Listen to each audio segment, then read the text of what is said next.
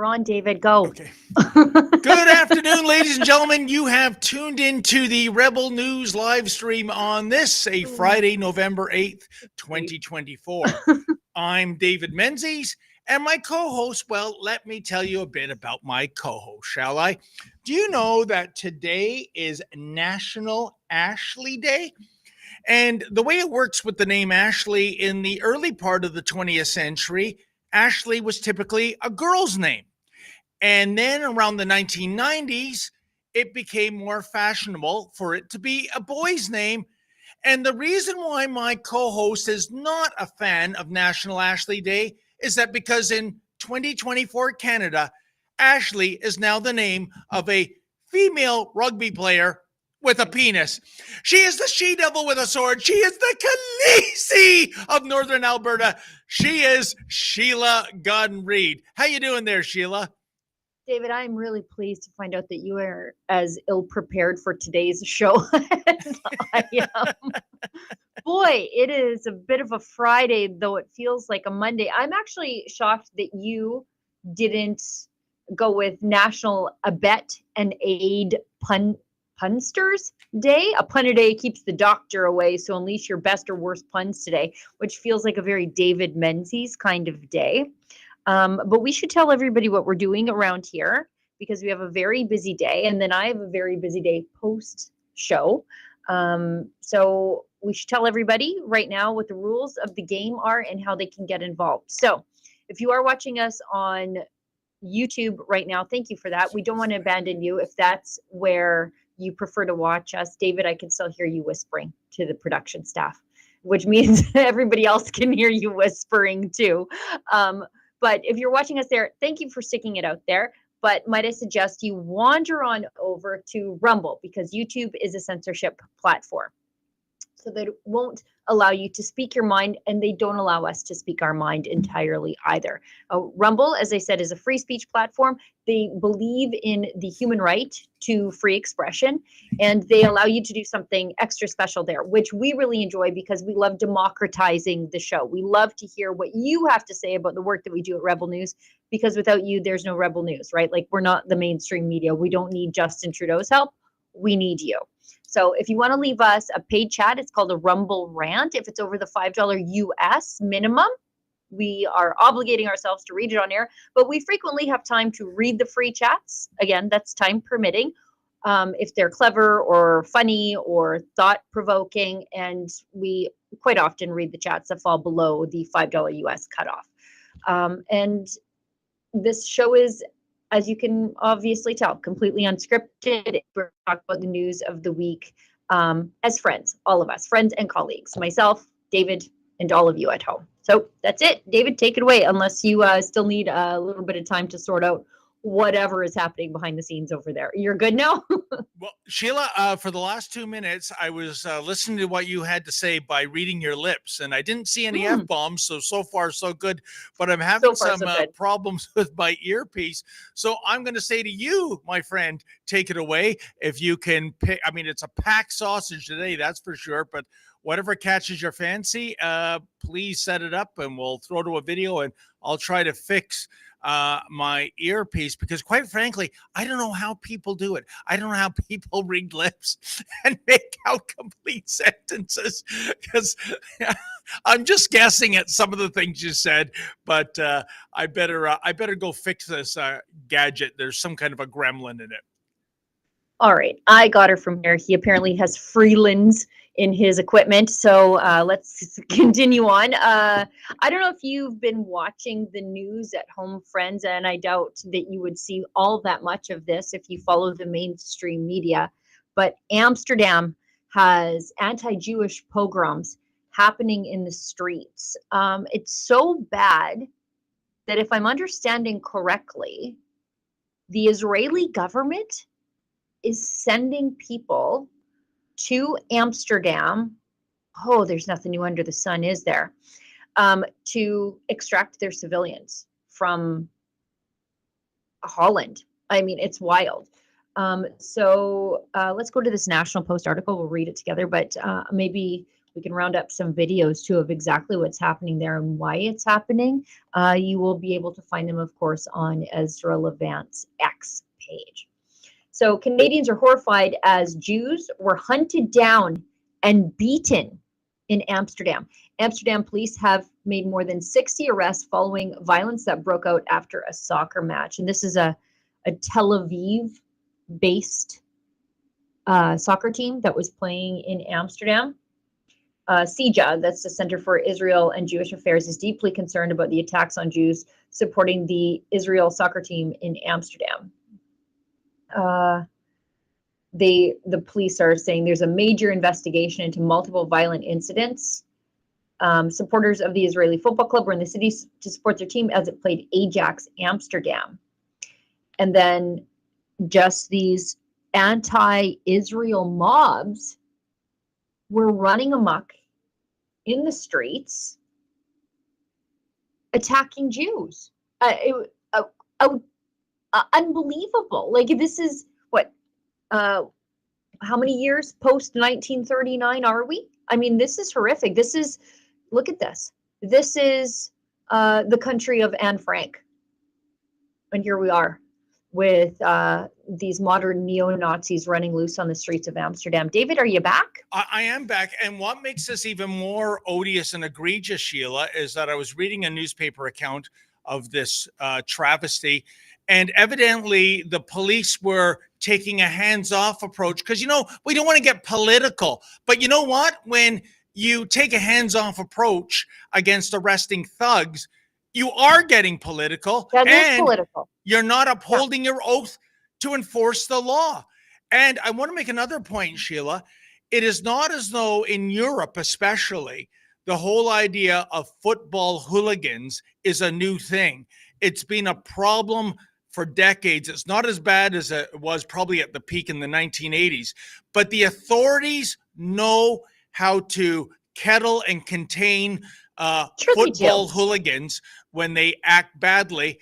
And suddenly that template went out the window with the, as I like to call them now, the Hamas-holes who are just running wild in the streets. But Sheila, is it really that unbelievable given what we've seen in our own country, given that we see constant chants for genocide, we see violence, we see vandalism, Jewish schools getting shot up, arson, and the cops go, hey, what do you want us to do, boss? Aside, of course, from arresting peaceful counter-demonstrators and members of the independent press. So we are into a horrible double standard of law enforcement when it comes to dealing with the Islamo-Nazis. Yeah, this is, I just can't even believe that we're seeing this in the streets of Europe, but this is what mass migration from anti-Semitic parts of the world means. Yep. And I just dropped a news clipping from Euronews. 62 people were arrested. I think it was 5 people were hurt so far. This is the other day, or last night. Dutch Prime Minister has weighed in saying it's completely unacceptable, called the attacks anti-Semitic. You think? It sounds like the reports on Euronews say that Netanyahu, so that's Bibi Netanyahu, Benjamin Netanyahu, the Israeli prime minister, said that he's sending planes to the Netherlands, which would include medical and rescue planes, after he had spoken to the Dutch prime minister. I can't see that where Netanyahu has said that. I think it might have been in a video clip, but it's being reported in multiple sources. I have heard that, Sheila. I saw it initially reported on DW, although it looks like they changed their headline. Oh, no, that's not true. It's in DW. So that's the German press. So they're fairly credible. Says the Israeli Prime Minister Benjamin Netanyahu on Friday ordered 2 planes to be sent to the Netherlands to bring football fans home following violent clashes in Amsterdam. So this is, I suppose, what never again means. When you have to extract Jews and just Jewish soccer fans at this point from Amsterdam in 2024 and extract them back to Israel. And then tell me, if anybody tells me why they're not sure why the state of Israel needs to exist, this is exactly why. Exactly. And, Sheila, I guess on the bright side, I heard it was a little chilly in Amsterdam last night. I mean, the cops, as far as we know, they didn't bring the pro-Hamas hooligans coffee and Timbits, did they, like they do here in Toronto? Yeah, let's go to Geert Wilders. He is the MP. He's a Dutch MP, chairman of the Party for Freedom. And what did he call this? He called it a pogrom in the streets of Amsterdam. Yep. He tweets. He said, we've become the Gaza of Europe. Wow. Muslims with Palestinian flags hunting down Jews. I will not accept that, never. The authorities will be held accountable for their failure to protect the Israeli citizens. Never again. Yeah, and it's funny he mentioned Gaza because, Sheila, as you know, the Justin Trudeau Liberals think it's a great idea to lower the temperature by issuing 5,000 visas, which means more than 5,000 people, to Gazans.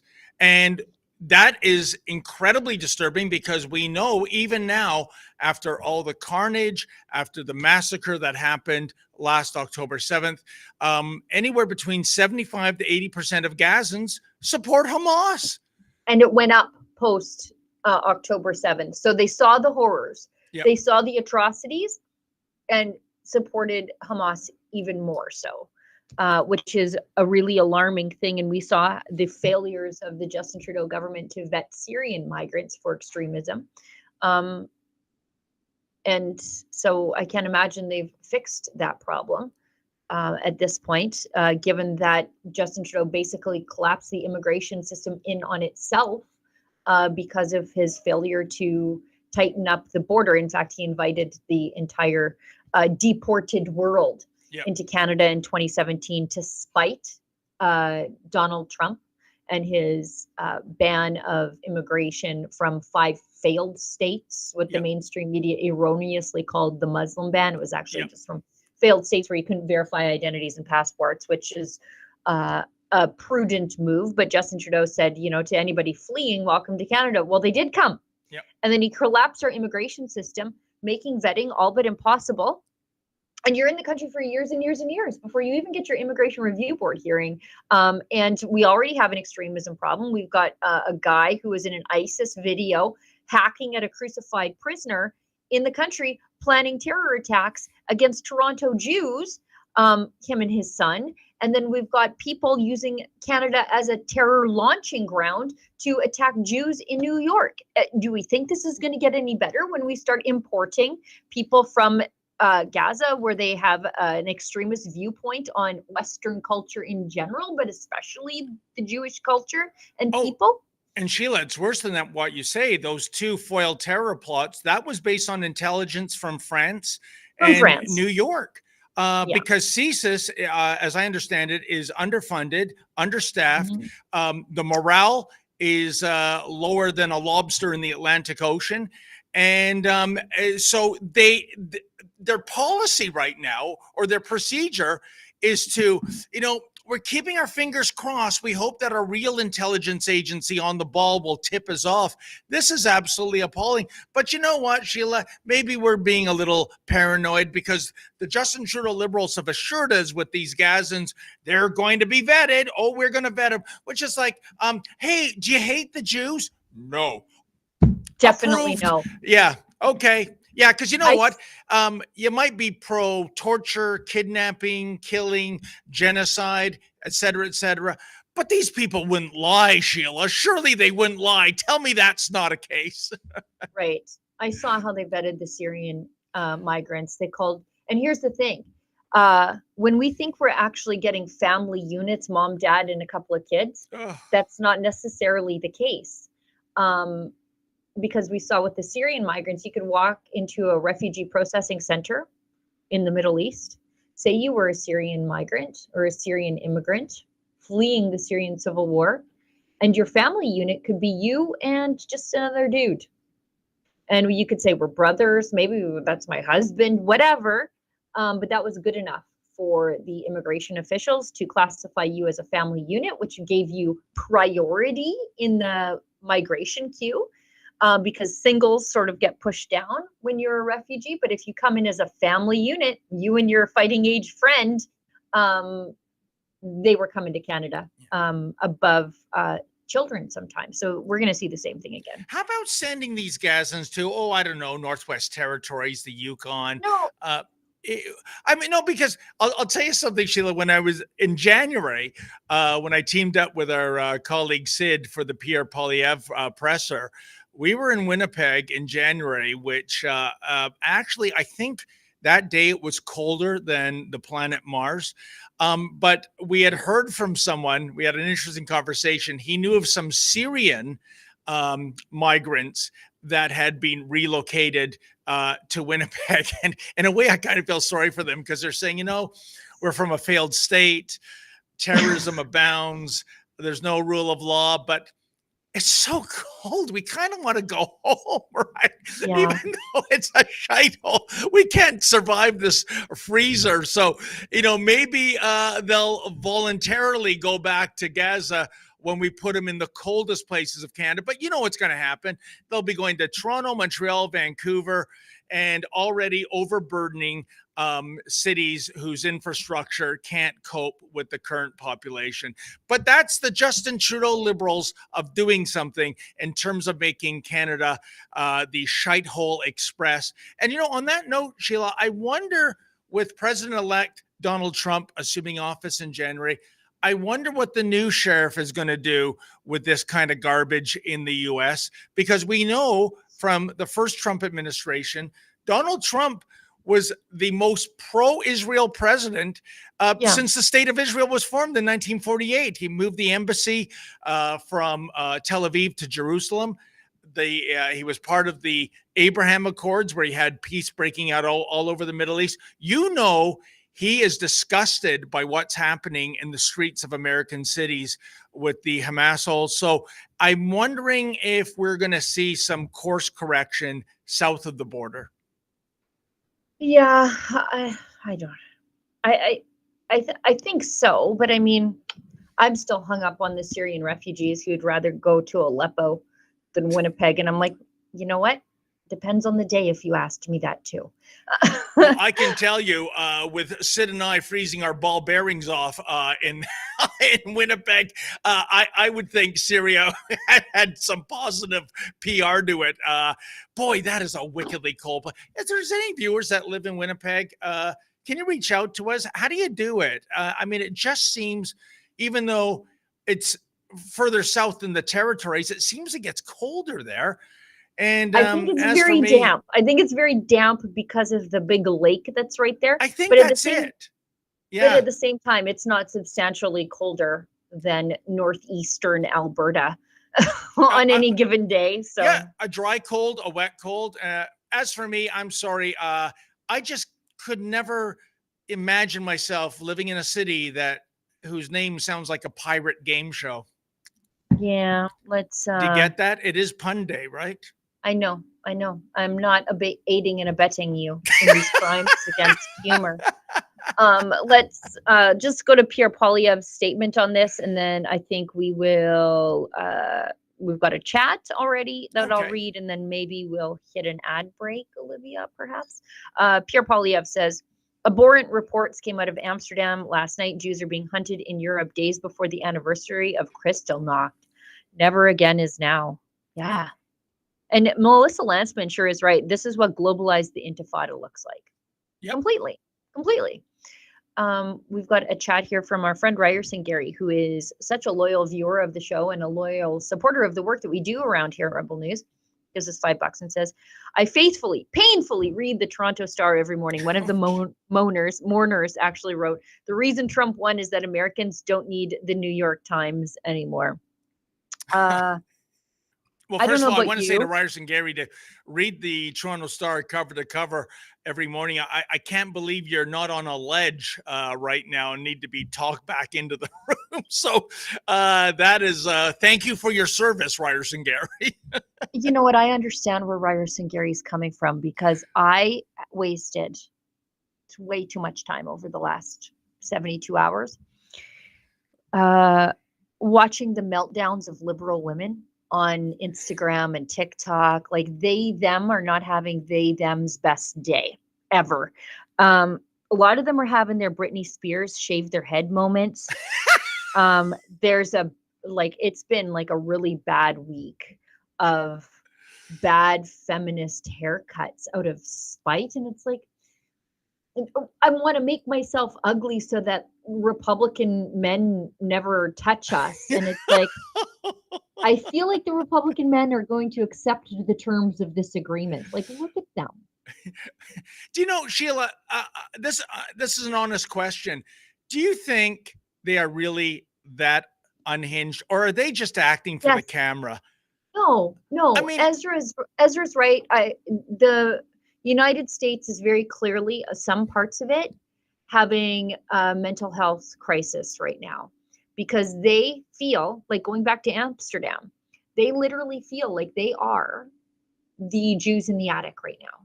They think they are living in a fascist state circa 1939, and they are the resistance, the underground resistance, because they've listened to the mainstream media, who have called Trump supporters everything under the sun. And if you look at who the Trump supporters are now, it's wild. This lady is partially my favorite, because, by the way, could these feminists read a different book other than The Handmaid's Tale? Like, they used to read Harry Potter, but then J.K. Rowling is a TERF, so they can't read that. And I don't even think they read the book. I think they're just watching the show or the movie. But if you look at who the Trump supporters now, these broads and the left boy, are they ever racist. Like, I'm seeing them say stuff like, we need to have a talk about Hispanics and Black men. What kind of talk you want to have about them, sister? That they didn't vote as a monolith for your people anymore? The Gulf of, the Rio Grande, all those counties, there's 8 counties there, they almost reliably completely vote Democrat. Yep. They started changing in 2016.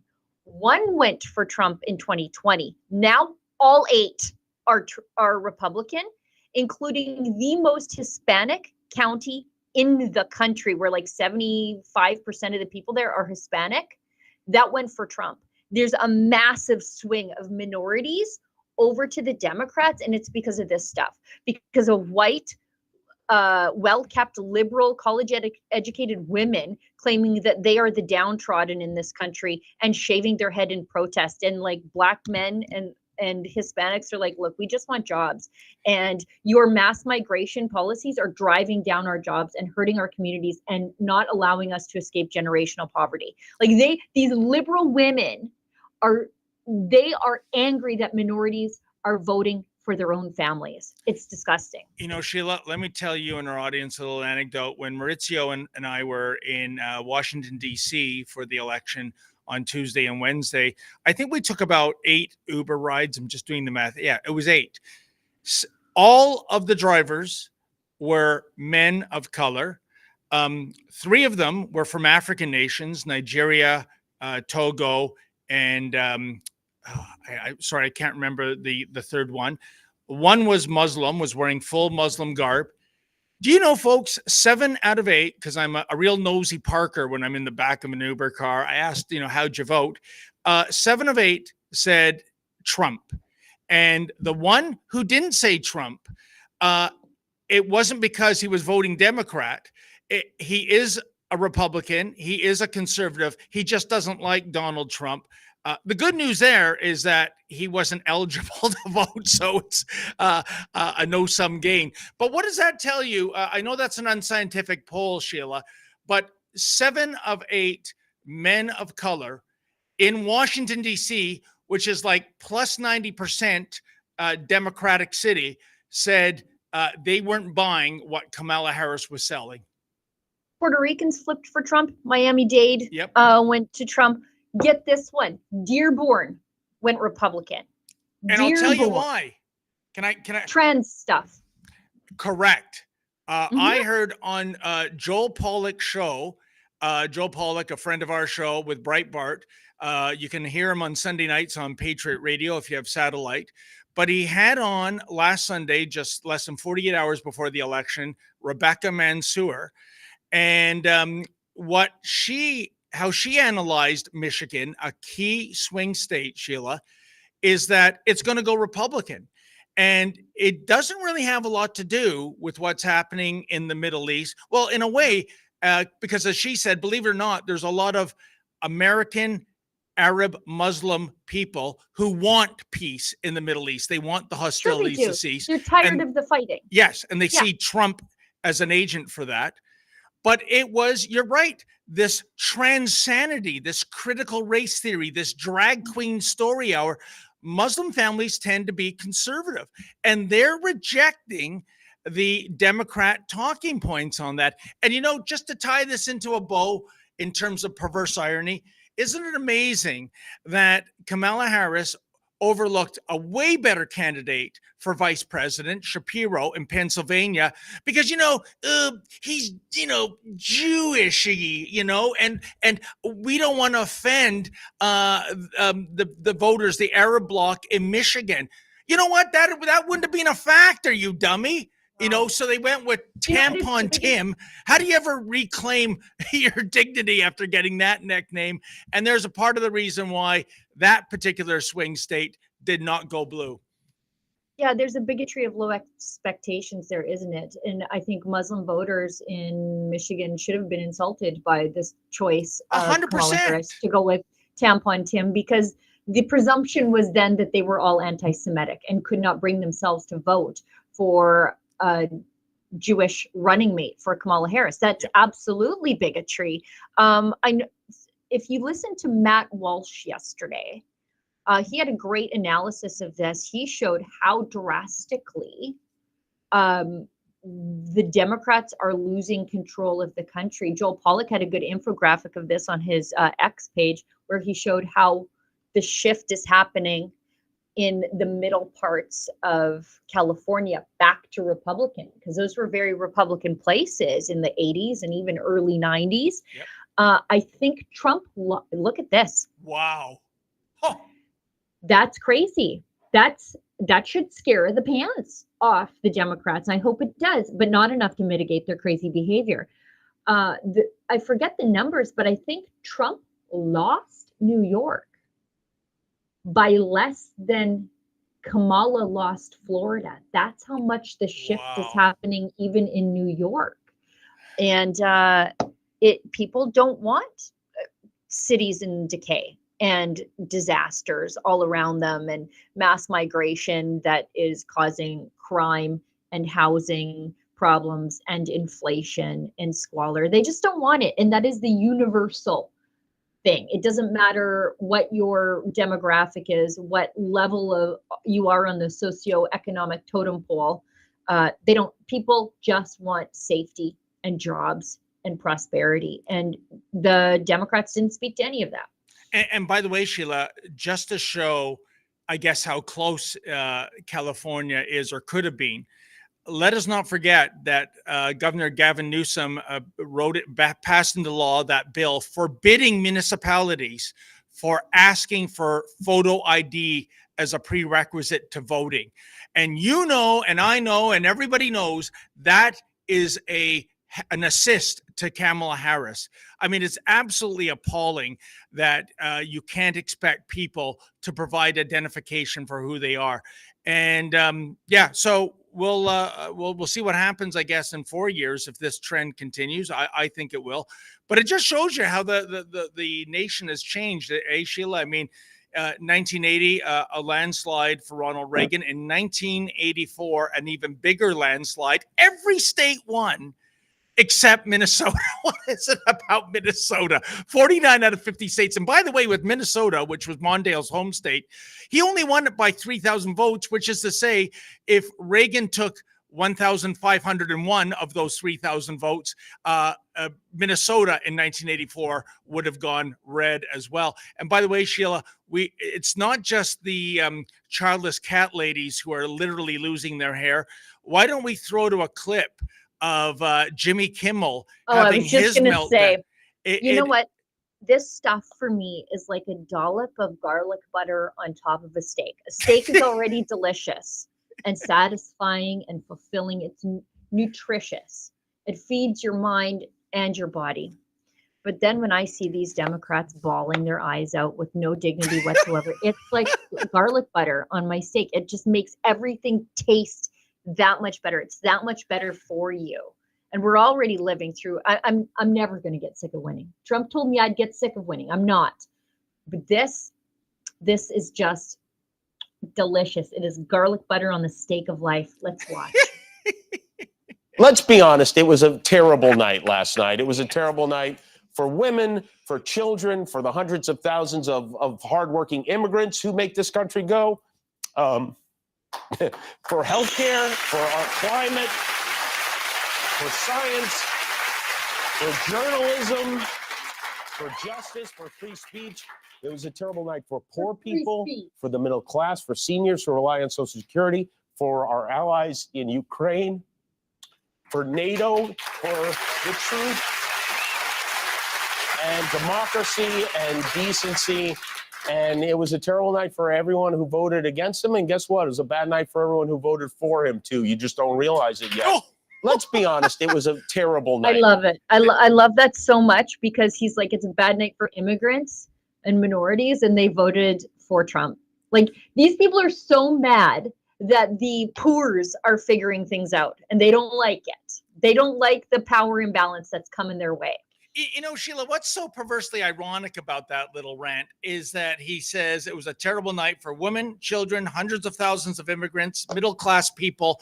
So basically, by the process of elimination, it was only a very good night for, well, people that look like Jimmy Kimmel, right? White males. And I want to say this, Sheila, 25 years ago, well, back then it was a pleasure, but I had the pleasure of interviewing Jimmy Kimmel and Adam Carolla. They were in Toronto on a press junket, and they had what is the most memorable press event ever in the history of press events that I've attended. It was for their Man Show. That's what it was called, the Man Show. And it was held at the Hooters restaurant on Adelaide Street in downtown Toronto on the rooftop patio.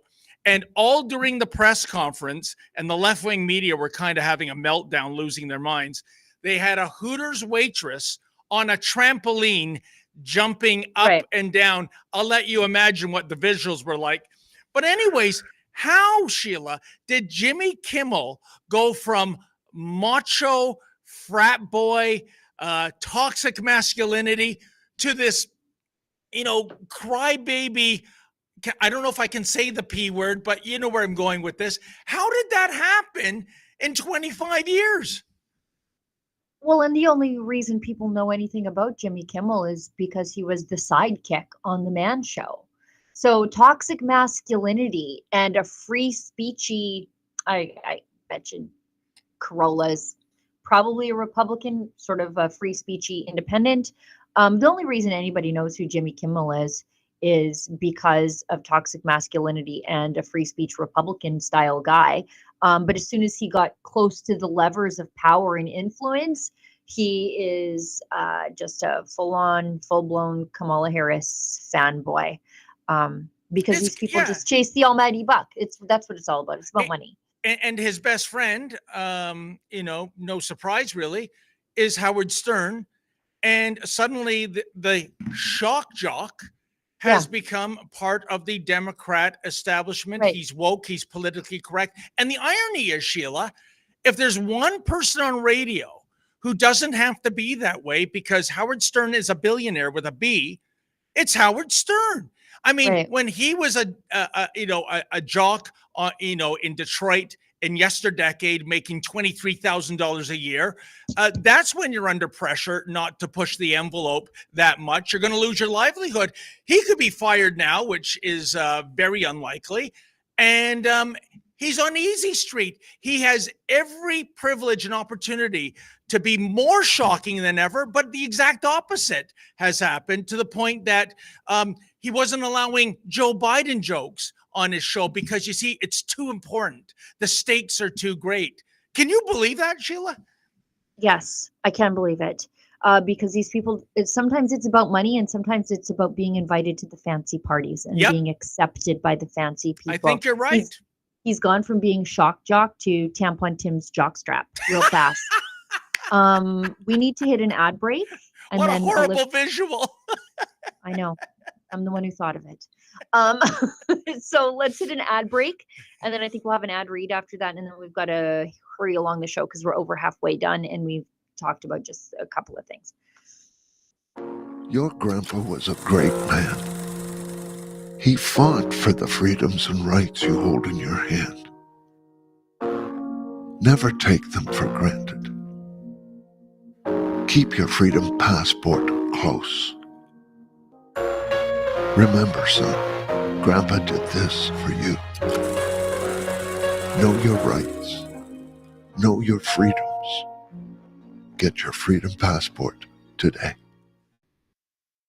Why should you join Canada's National Firearms Association? We currently have one of the most aggressively anti-firearm governments in our nation's history, promoting fear and placing blame like never before. Our rights, freedoms, culture, and heritage, it's all on the line. But we are fighting back, and there is strength in numbers. We work within the law to change the law, to defend competitors, hunters, collectors, and other law-abiding firearms owners. We can get through this. We've done it before, and we'll do it again, if you are with us. Canada's National Firearms Association. Freedom, safety, responsibility. Sheila, I just want to say, it's how moving the Freedom Passport ad was there with those visuals of veterans. And I just want to flag for people in the department of how low can you go in terms of the river to the sea crowd. Shockingly. Okay, we've got that on the list. We just have to tidy up a few loose ends. Then you can talk about that all you want. Okay. Okay. I have been silenced by my You're mistress. not being silenced. You gotta follow the agenda here because it was carefully planned out. We blew through the time that we should have been using for this, but we have to pay the bills. Yes. So we do? we've got yes, we do. We've got a message. It's a good thing Ezra doesn't run this company like I run my household. But Exactly. Anyway, go ahead, Sheila. Thank goodness for Lady Menzies. We've got a message from our friends at Be Naked. In today's society, it's tough to be a man in a world dominated by overly masculine liberal women or underly masculine liberal men, as it were. That's just not how it's meant to be. Everywhere we look, it's gender neutral, this product, or made for her, that product. That's why we started a company that embodies the ethos of men's lives matter too, with products that aren't designed to be gender neutral or used by people with pronouns. Our products at Rumble are designed and built for men, by men, period. So if you struggle with low energy or mood swings or hair loss, or if you need to perform better at the gym or maybe in bed, like I suspect Jimmy Kimmel must, and recover quicker after, throw out all your other garbage supplements and try animal organs. They are traditionally the most nutrient-rich supplements on the planet. But our bison organs are a step above. The grass-fed, non-vaccinated bison are a species where the weak are allowed to die and only the strongest survive. So here's our commitment to you from men who have real confidence in their products. Try this today, and if you don't like it, fine. Return it for a refund. Go to benaked.com, code studio, and get 15% off today. That's benaked.com. We've got a couple of ad read, those supplements. I do need help in the gym. Maybe in other areas too that they help, but definitely the gym. So watch for my order, guys. I'm gonna take out your word and let's see if I can pump a little more iron in the gym. We're all gonna see a viral new David Menzies, just oozing machismo in the chair. We've got. You'll be able to taste the testosterone through your screen. Please, I scare easy. Me too. We've got a couple of chats here. We've got one from Aaron Burton, 32, gives us $5, says, yay, Trump did it. He'll make the U.S. better, and only a year or so until our country gets better too. Yeah. In the meantime, I'm slightly worried about tariffs. I see that the Trudeau Liberals have reignited their Canada-U.S. relations team. Their dream team, the A team's coming in, and it's just a bunch of people that Trudeau thinks are going to be able to communicate well with Trump. One of them being Chrystia Freeland, who Team Trump despises. So if you've got an export product, hunker down for the next 11 months and hope for the best. Yep. Roxham Road 2.0 coming your way, and our beloved colleague Alexa Lavoie, she's already on that file. And yeah, that as Sheila said, in the meantime, the next 11 months, we've got to worry about what's going to happen to our borders. Right. And this is not on Trump. He's America first. He's doing exactly what he's been elected to do. And if we had a government in this country that would work with Trump instead of work against him, run all over the world and just bash him, we would be in a lot better shape for the next little bit. But I saw Pierre Poilievre congratulate Trump and say, like, that's Trump's in the White House. This is why we need to get rid of Justin Trudeau, because we need to work collaboratively with the United States instead of against both of our interests. So we'll see. One more chat before we move on. We'll go into David's poppy stuff. Aaron Burton, 32, again, $5. Sheila, as a farmer, how are you coping with the cost of supplies? You mean inputs? It's really biting into the bottom line. A farm in my hometown closed after 180 years in the community, and it's saddening me after I've been there so many times. It has been a real threading the needle, I would say, when as a farmer, there are so many things that are outside of your control.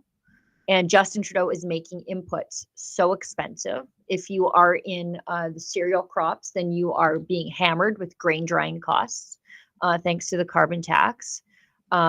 Your fertilizer inputs are up. We are price takers. We're not price setters. We sell into a global marketplace.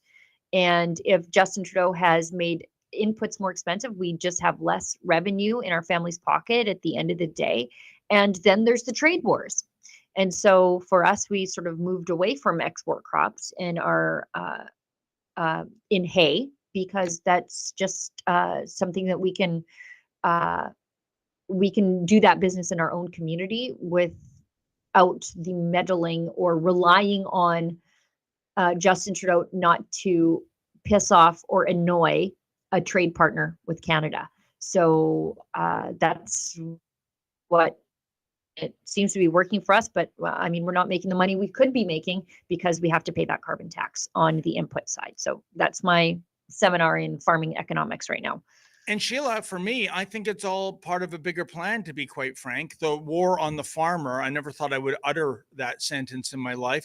But hey, it's too much for me to afford a steak. Oh, that's okay. We've got bugs. In fact, we have a huge cricket facility in London, Ontario. They're growing them by the billions. Have a cricket sandwich and shut up, will you?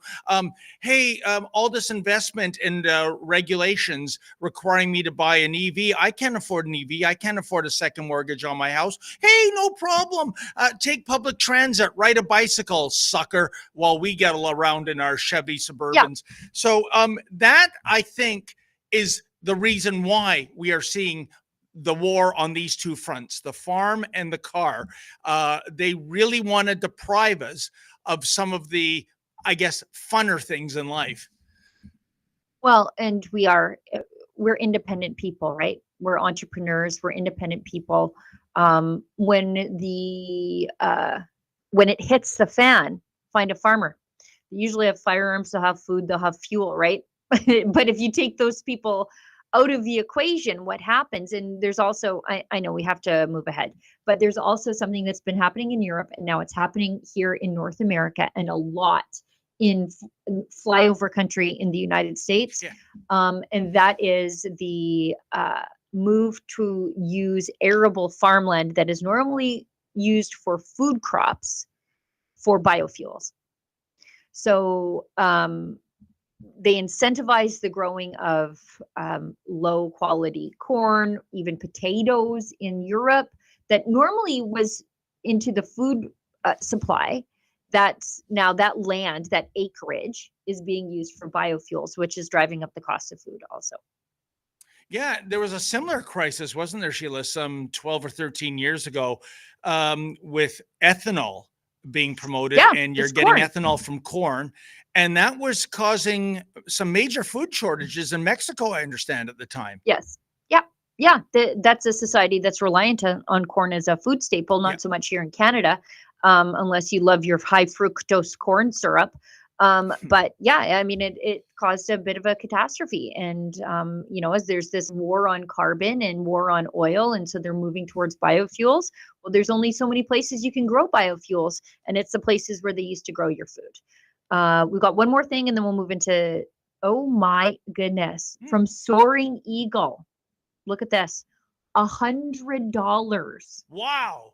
US. So what is that? Like US? a gajillion Canadian pesos. Yeah. Thank you, Rebel News, for telling the other side of the story. Much love to you all. Well, boy, thank you so much. That's so generous. I know that Justin Trudeau has left you poorer than ever.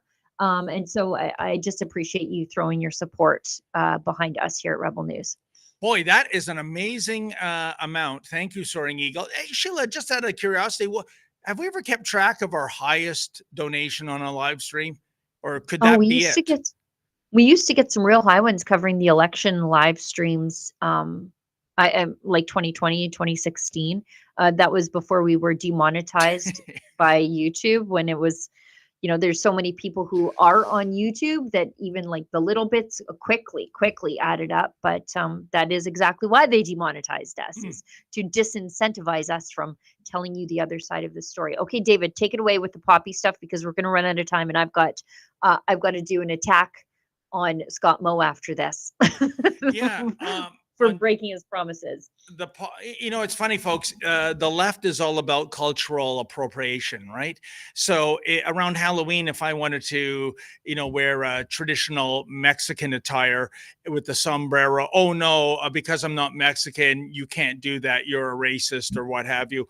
And yet, it looks like the appropriation of the poppy, which I would say is sacred or at least semi-sacred, is going ahead. And who's doing it? Yeah, that's right.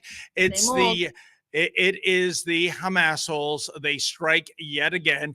And here's, as you can see, that was the version of a poppy. As it turns out, this is a UK initiative. They've thrown in the colors of the Palestinian flag. And by the way, why aren't the left losing their marbles about appropriating the poppy in such a regard? Oh, I guess, war and veterans and the war dead. That's all part of colonialism, imperialism, and white supremacy, I suppose.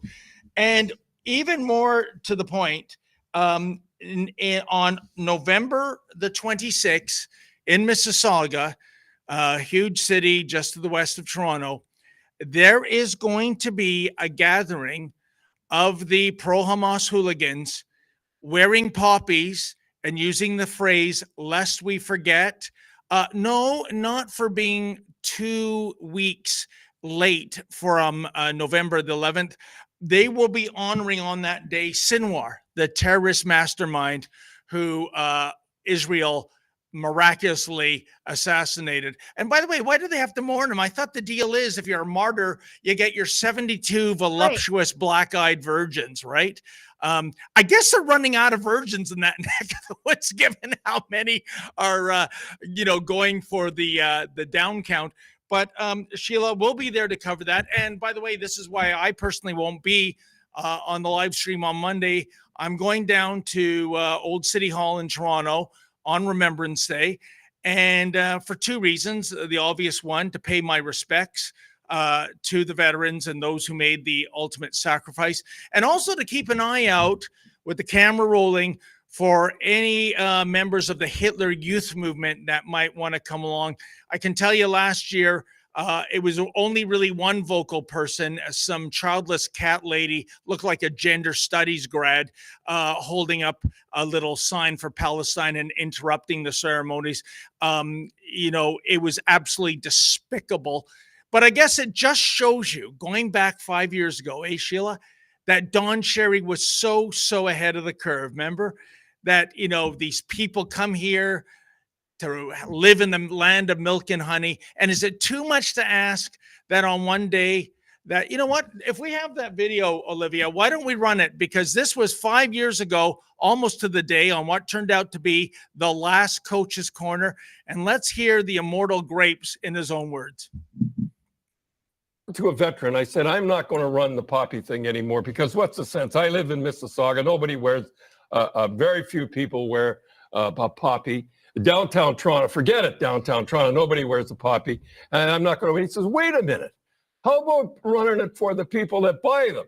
Now you go to the small cities and those, the rows on rows, you people love, they come here, whatever it is, you love our way of life, you love our milk and honey. At least you could pay a couple of bucks for poppies or something like that. These guys pay for your way of life that you enjoy in Canada. These guys paid the biggest price. Anyhow, I'm going to run it again for you great people and good Canadians that bought a poppy. I'm still going to run it. Sheila, to this day, 5 years later, and I've replayed that little speech in my head over and over and over again. What in blue hell did Don Cherry say that was wrong or incorrect? What? Not a thing. Not a thing. And it irritates me to no end. Actually, it angers me to no end that these people, these modern Nazis, are co-opting a symbol of the men and women who gave their lives to fight the Nazis the first time around on Canadian streets. It's despicable. It's revolting. It's evil. And Don Cherry was entirely right. And his compatriot there sold him up the river to save his job. And now he couldn't be woker. He's Mr. Rainbow Tape. And folks, Ron MacLean. Sheila's 100% accurate. If you want to review that footage, watch how Ron MacLean, R is for Ron and R is for Rat, but watch how Ron MacLean keeps nodding his head and putting the thumbs up sign. And then suddenly when the woke puppet masters at the network find this offside, Ron distances himself, even though I believe at least on 2 occasions. Look, he's nodding. He drove the Zamboni. There he is. He's nodding again. In the affirmative. Thumbs up. Did you see that? So, boy, that was a real super quick come to Satan moment for Ron MacLean when it got a little hot. And what bugs me there, Sheila, I believe at least on 2 occasions, Don Cherry fought for Ron MacLean's job, but no quid pro quo, it would seem. Ron MacLean is Canada's worst friend, the worst friend. He's Mr. Fully Woke Hockey Rainbow Tape with Alberta's new Senator Christopher Wells. He's part of that Rainbow Tape initiative, writing op-eds about diversity in hockey. I mean, it's just horrible. And then was it Don's birthday where he came out and showed his support for his old friend Don Cherry? And it's like, you know what? You drove a Zamboni over him. Get lost. Yeah, no, it's even worse than that, Sheila. The Cherry family entertained him, thinking this was just a personal call. They were horrified that Ron took photos and then posted them on social media, with implying that, look, we're back together again. We're one happy family, even though Don is still unemployed by Hockey Night in Canada. They lived happily ever after. No, that's not what happened that day. So you know what? I want to apologize to Rats, because I think it's an insult to the rodent community to call that viper a rat. What could be worse than a rat or a viper or a weasel, Sheila? Is there something further down the food chain that we, could give that animal moniker to Ron MacLean? I just don't want to malign the vermin that way. We've got one more, just a response from Pierre Poilievre on this topic. If we want to bring that up, I forget where it is. It's way up here. Poilievre, Canada's veterans should have nothing but pride in wearing a uniform they defended. And this is after a high school or a Halifax school drops the ask that the military ditch their uniform. So basically they said, if you're coming to Remembrance Day, don't wear your uniform. It can be triggering. Yeah. And so every year some stupid school does this, and then it blows up in their face, and now they've walked it back. And Poilievre, naturally, of course, sided with our veterans because they defend freedom against tyranny and continued to guard the flame of freedom today. Sheila, don't people follow the news? Because every single year, and this is the example for Remembrance Day season for 2024, some school or some corporation does something moronic, like telling an 84-year-old veteran to get off the premises. You're not allowed to sell poppies here. And of course, it turns into a PR Hiroshima for that company. I remember, a couple of years ago, it was Whole Foods banning their employees from wearing the poppy. Do you remember that? And I remember at the time here at the Rebel News headquarters newsroom, we were doing over-under in terms of when Whole Foods would reverse that policy. I said 2 p.m. I didn't win. Whoever chose noon was the right answer. Like within 2.5 hours, they bent the knee and not only went from allowing their employees to wear poppies, but actually putting poppy donation boxes in their stores. The point is, Sheila, don't F with Remembrance Day. Don't F with the veterans. You will lose. You will have to bend the knee. You will have to do a mea culpa. You will have to apologize. You cannot win on this file. So I'm going to be really interested to see if there's any BS shenanigans on Remembrance Day in Toronto with the Hamas people. And then I want to see what the Canadian Legion, to tell you the truth, is going to do about the appropriation of the poppy for November 26th in Mississauga. America. I hope they're going to call the police. I hope they're going to invoke civil action, at least on trademark infringement. I don't know if you can call the police on trademark infringement, but the Legion is hopelessly woke these days. So I bet you they will let this one group co-opt it. Well, that'll be part of the story. Will they? It sure will be. Okay. Okay. All right. We've got a quick a quick chat to read. And then we've got a quick Rebel News ad break, I think. And then we'll come into the gender nonsense portion of the show quickly before we wrap. This one is from, I don't know, is it Stan or is it Yosh? But it's a Schmengi. Great SCTV reference by Sheila Gunn Reid there, folks. Yeah, we've got one of the Happy Wanderers here. It's military chaplains can't say a prayer at Remembrance Day ceremonies, yet pray at the pride flag raising ceremony. Upside down world, folks. The far left must be defeated. Yeah, what is the latest on that? That was something from last year, if I remember, Yeah. Sheila. Is that It's still a perennial ongoing? story. Huh? It's a perennial story. I remember they didn't want Catholics to be military chaplains because we're just a little too prickly about the rules. So Yeah, maybe a little too Christian too, you know. Yeah, we're sticklers. Here it is again. This is from the Conservative Party of Canada. This is their press release. Today, Canadians discovered that the I'll just flip this to the chat there, Olivia. Canadians discovered that the NDP Liberal government, are continuing to ban military chaplains from praying during Remembrance Day ceremonies across Canada. Last year, Trudeau's Minister of National Defence, Bill Blair, the old sleep at the switch, Bill Blair, promised that chaplains are not and will not be banned from prayer on Remembrance Day. David, I feel like this is a video living inside you that you need to get out. But now Canadians... Yeah, I know. But now Canadians know that the NDP Liberal government lied and said they gave just a one-time exemption. This means that prayers will be banned on the Remembrance Day ceremonies on Monday, with the Trudeau government reminding chaplains that no exemptions have been granted this year. On top of this, the Trudeau government directive removes the mention of the word prayer and replaces it with spiritual reflections. The direction goes on to say that chaplains should, quote, employ a language mindful of the gender-based analysis principles. If any chaplain chooses to ignore this, they have been warned that they will face disciplinary measures. You know what?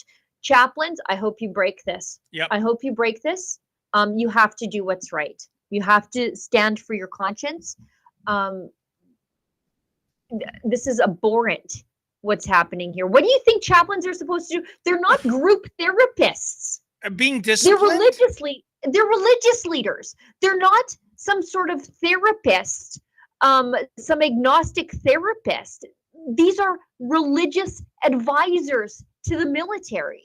It's like issuing a ban on fish to swim. Sheila, what did I just say about 3 minutes ago? You F with Remembrance Day, you F with the veterans, you will lose. And co-prime ministers Blackface Trudeau and Sellout Singh are going to learn that this is another losing agenda. And in just 11 months, hopefully sooner, they're going to realize that this is part and parcel of all the shite they have burdened upon our nation, which is making them, hopefully become unemployed. And I mean losing their seats. I know that won't happen with Trudeau, but certainly with Sellout Singh, there is a possibility. I can't wait. I want to read these last two sentences from this press release because this is absolutely true. During World War II, chaplains led prayer on the boats on the eve of the D-Day landings. Chaplains have provided last rites to dying soldiers on the field. The Prime Minister is now telling Canadians that on Remembrance Day, they cannot even pray for those who fought for our country. All Canadians should be alarmed by this latest Liberal and DP government intrusion. And Sheila, you said it well.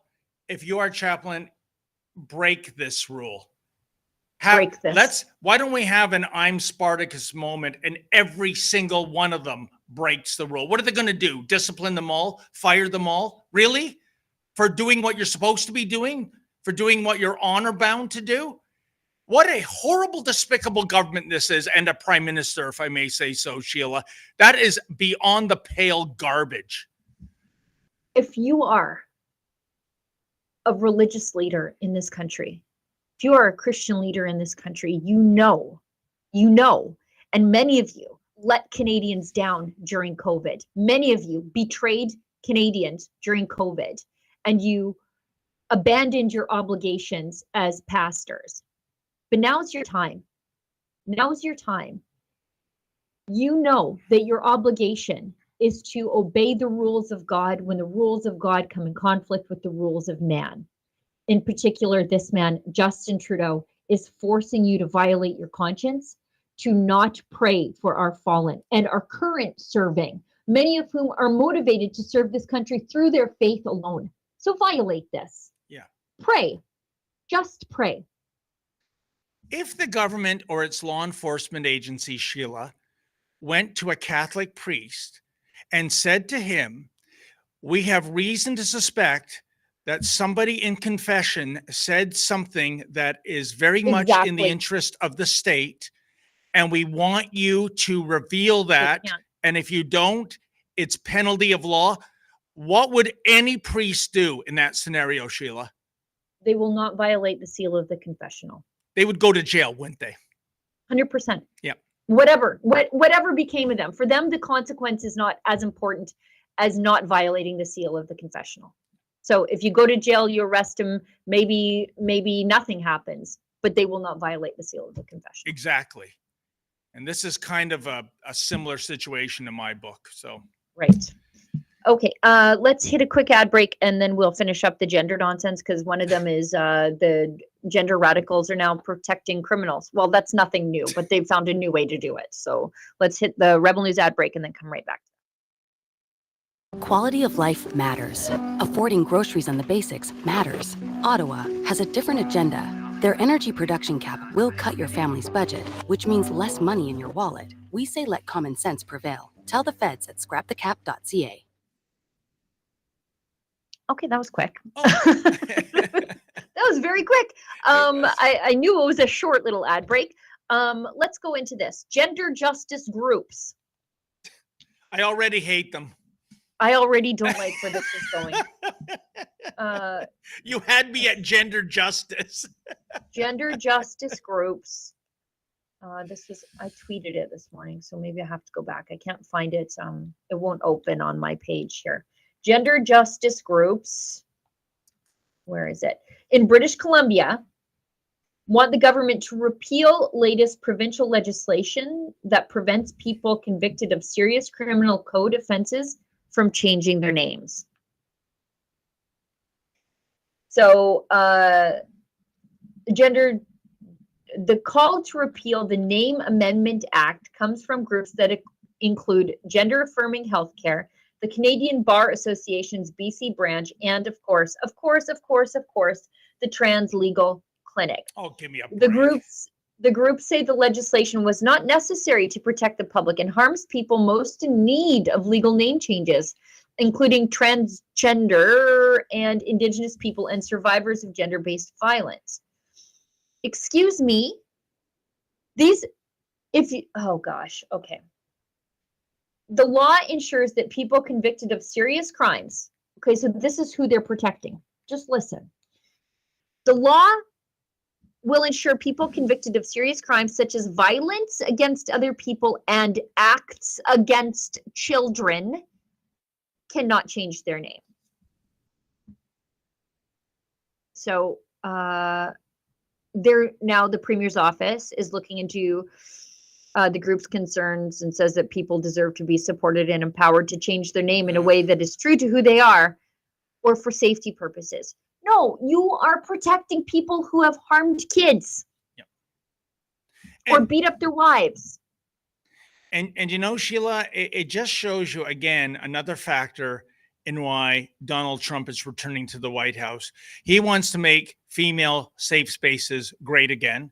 He wants to restore Title IX for full ride female scholarships in terms of biological females as opposed to loser dudes who pretend they're females. And what was Kamala Harris championing? sex change operations for illegal aliens and convicted criminals, including murderers. You tell me what the majority of the American population resonates with. And by the way, on the point of safety, I think I have a video. I think it's going up today. We met this woman, a MAGA supporter in Washington, D.C. She's on hard times. She is living in a shelter. And there are men, biological men, at this woman's shelter. And watch the interview, folks. When she goes to the bathroom or the shower, so areas where there's no security watching, she brings with her a knife so she won't be attacked. Tell me, please tell me how that is diversity, equity, and inclusion. That is misogyny. Speaking of loser dudes, one more story on this topic. Allison Hadley says she has been having a hard time focusing on training for an upcoming cross-country skiing competition. Why? Because Danielle Smith's changes would require Allison to compete as the biological male that Allison is. Allison fears that Allison won't be able to register for an event she's participated in for years. I don't know. You can just register as a man. Just go register as a man. No one's telling you you can't compete. We're telling you you can't compete against women. Yeah. And look at the mainstream media, Sheila, portraying her as the victim in that piece, eh? Oh, I just feel empty, says Hadley in a phone interview from Edmonton. This is a sport I want to continue doing until I don't have the mobility to do so. Competing has helped Allison stay healthy and motivated and feel less isolated. It's my reason to go outside. I feel free and at peace when skiing. Yeah. So do plenty of women who want a fair shot at competing in their sport. But rugby rears its ugly head again. Yep. If we go down in this one, Hadley, born and raised in Edmonton, played rugby for 9 years on a local team before competing in cross-country skiing. Hadley decided to leave the rugby team after Allison came out to some of its members and felt unwelcome. Conversations in locker rooms were difficult to listen to. Well, yeah. Well, so she decided to compete as a solo athlete. Yeah. Except you're not. You're still competing. I guess you're not on a team, but you're still competing in the wrong biological sex. Yeah. Put another way, Allison the skier, how's this? Is that a ski pole you're holding, or are you just happy to see me? You understand? You're not a woman. Played male rugby for 9 years. 9 years as a man on the rugby team, and then decides, I'm going to cross-country ski against women. And we're not supposed to look at this like this is absolute insanity? Somewhere, Ash Davis weeps. Oh, Trent, look at this. She says, I'm just going to read this as is. I don't like to play the pronoun game, but she said she also finds some transgender women are targeted for being big boned. No, you're man boned. You're not big boned. Stop it. It's not a woman, it's a man. Big bone. Wait, but that doesn't give them a competitive advantage. It also undermines the reality that there are tall and strong non-transgender women too. No, my tall, strong daughter is not the same as her tall, strong boyfriend. Like, give me a break. This is a direct quote. Trans athletes train so hard and are made to feel like any sort of success is just based on their genetics. Why do they win all the time?